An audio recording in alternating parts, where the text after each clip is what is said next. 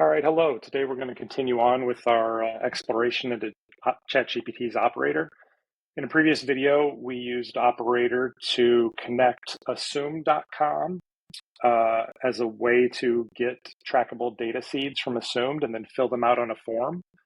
This follows along with kind of our ideas on how you can use automation for vendor or affiliate vetting. If you are a lead buyer or lead generator and you need to kind of do your due diligence on where your leads are coming from, there are some really kind of neat options with Operator in terms of automation. So today what I've done is I used regular ChatGPT to come up with a checklist of sorts. I don't have the prompt in front of me here that I worked through, but I have not put a lot of time into this. This is probably 5 minutes of time coming up with a checklist. I gave it some ideas.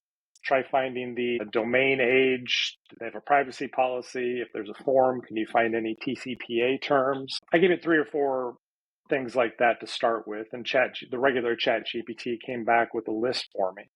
So now I've taken that list and I've copied that over into Operator.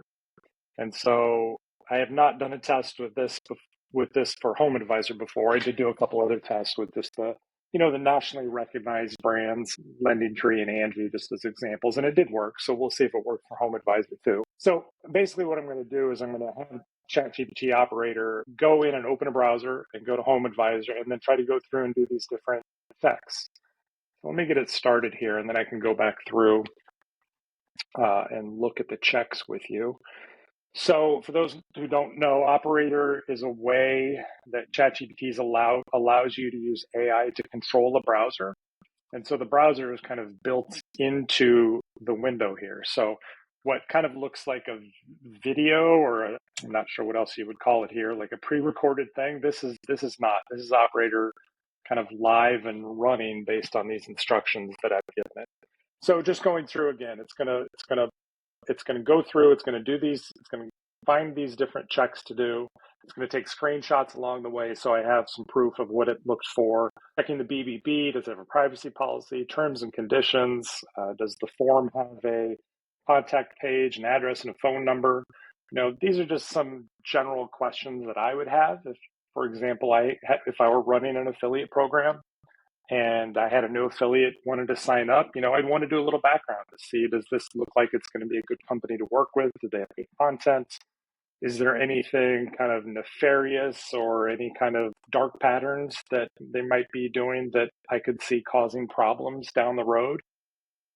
And, right now there are companies that do all this stuff manually. I know we have a client that has several people in-house that this is the kind of stuff that they have to do. They have to go and check out websites, make sure terms are correct, make sure the ads that they're using are going to get them in any trouble, and it's really the right thing to do. So I don't necessarily see Operator as replacing these people, but maybe it can be a shortcut for some of the manual work that they are already doing. And for those people that don't do any manual work, it might be a good thing for them to start. Maybe this is a good start. Like I said, there are a lot of affiliates out there. There are a lot of people that are trying to scam you.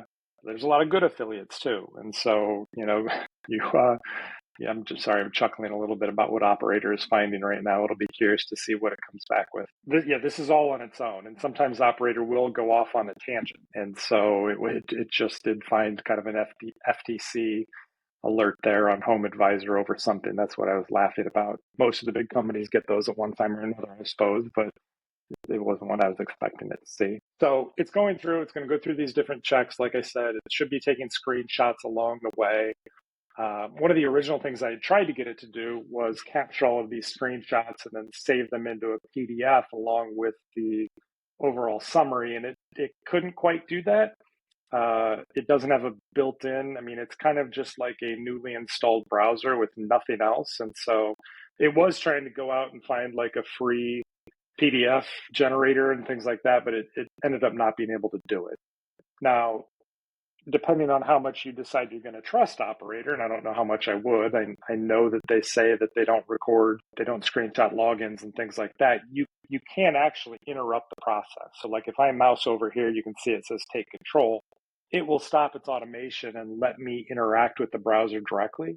So one thing you could do, for example, is if you had a Google Doc or a Microsoft account with Word, you could log into that account and then instruct operator to gather the screenshots, gather the results, then go to your Google Docs or your Microsoft account and generate a PDF or Word document from it. If that's how internally you're storing your kind of due diligence or your vendor vetting. Likewise, if you're doing massive numbers of these, and that's kind of why I'm sharing this. This is a single attempt at a single vetting one website, but I can just as easily go back and change that prompt to the next one.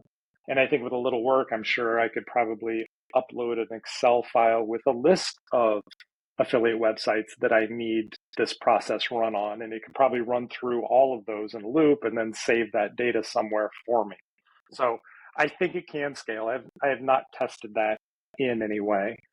But I think that long term, if it can't do it now, I'm sure long term that's the kind of thing it can do. With our tests on the previous day, when we did the video with Assumed, it really had no problem logging into my Assumed account and ordering a seed contact and then taking it to a test form that we have and using that contact to fill out that form. So we've got another video that shows that, but that process also was very simple. You don't really have to over engineer the prompts, and it was able to figure them out pretty easily. Along with having a documented affiliate vetting program, this is just part of that. So, you need to be mindful of who's driving traffic to you. As you all know, that when the lawyers come after you, they seem to come after everybody in the whole flow. So where did the lead come from? Where did it go through? If there were aggregators in the middle, the eventual people that call, like everybody can get in trouble for this stuff. So it's important that you do your best to try to make sure that, every part that touches the consumer, especially talking today about where the consumer is filling out that form, make sure that consumer is getting a really good experience. It's a good website. It looks like, they're not trying to be deceived in any way. I personally don't like any kind of co-reg or things that are trying to manipulate the consumer into, encouraging them to fill out a form for some other reason that, do they really need a new roof or a new siding or an insurance quote, or are they trying to win a prize or get signed up for a lottery or something else, right? Like, yeah, those leads might have a place in somebody's world, but specifically what we're talking about today is, truly interested consumers that are going to a website looking for something, and that website is acting as some kind of matchmaker to try to find the right provider or find a provider that can give them a quote, or providers if that's what the consumer is looking for. Let's see. So it's interrupted me here, says it's asking for an address. So this is an example of where, yes, go ahead with 123 Main Street. So I'm going to go ahead and just tell operator to put in a partial address here just to try to get it to the next step. What it's trying to do here is get to the point where it will or will not show kind of a terms and conditions, or what I'm actually looking for is maybe some TCPA terms here to make sure that the form, there we go, perfect. So it should be able to see that those terms are there.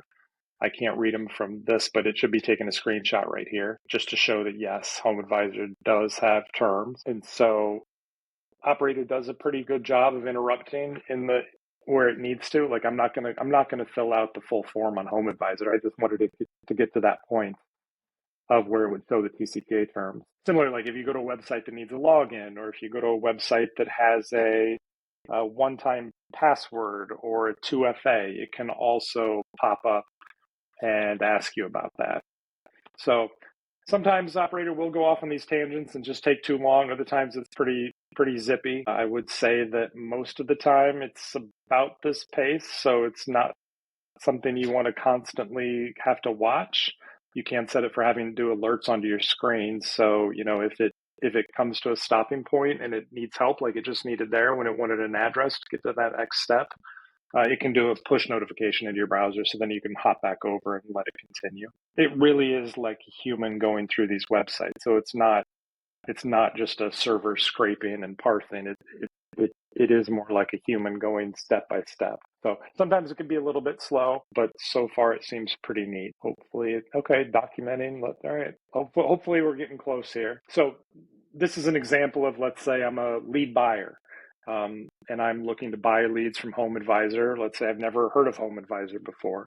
I might be able to use this as an evaluation starter point to see, like, hey, is Home Advisor a decent company? Obviously, it's a very big company. People have heard of it, heard of Andrew. But, there are a lot of companies out there that you haven't heard of. And as a lead buyer, especially in today's litigious TCPA world, you should really figure out where your leads are coming from and make sure that where those leads are coming from, you agree with what the consumer is experiencing. Like I said, the consumer experience and making sure that that lead company is helping the consumer, helping them by saving them time and finding people that want their business, which is really the benefit of what a lead company is doing for the consumer. The example that I've always kind of given is my wife and I were working on a home remodel many years ago for a house out in the country.